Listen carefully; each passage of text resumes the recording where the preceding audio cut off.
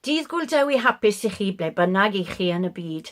Gwenno Dafydd ydw I a dwi'n llys genad ar ran Ameri Cymru, y wefan sydd yn hybu Cymru i'r byd. A dyma'r trydydd flwyddyn yn olynol I fi gael y fraint o fod yn llys genad Dydd Gwldewi. A'r rheswm maen nhw wedi gwahodd fi yw oherwydd y gwaith gwirfoddol wi wedi bod yn wneud dros bron I 15 mlynedd nawr I hybu digwyddiadau Dydd Gwldewi yng Nghymru, ond hefyd ar draws y byd. Dechreuais I amser maith yn ôl trwy fod yn rhan o Gorymdaith Genedlaethol Dydd Gwldewi yma yng Nghaerdydd, ac o'r dyddiau cynnar yna, o pan oedd yna cwbl o gannoedd yn cymeryd rhan, mae y dathliadau ar draws Cymru wedi ymestyn a tyfu bob blwyddyn sydd yn wefreiddiol. Erbyn hyn mae dros 20 o parades ar draws Cymru, a mae yna 2 pared newydd eleni, un yn Aberteifi a'r llall yn Pontypool, sydd yn wych I weld.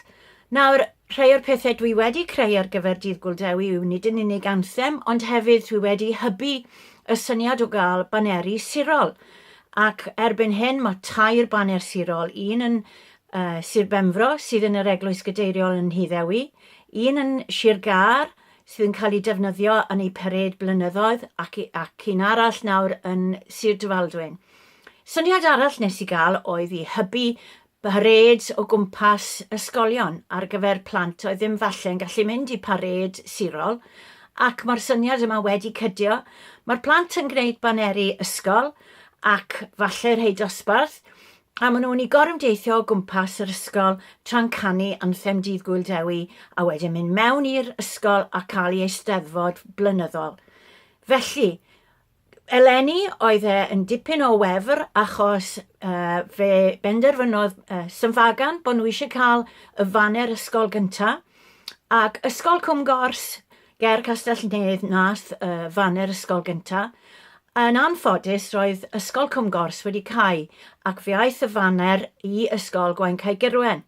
A roedd rhai o'r plant oedd yna pan gafodd y faner ei chreu dal yna, ac fe gawson ni wasanaeth bendigedig yn gorymdeithio'r faner, plant yn canu'r anthem, ac wedyn cynrychioli ddwrs yn Fagan yn dod I nôl y faner. Mae'r ysgol wedi addo y bydden nhw'n parhau gyda'r traddodiad yma, ac maen nhw'n barod wedi dechrau meddwl am faner flwyddyn nesaf.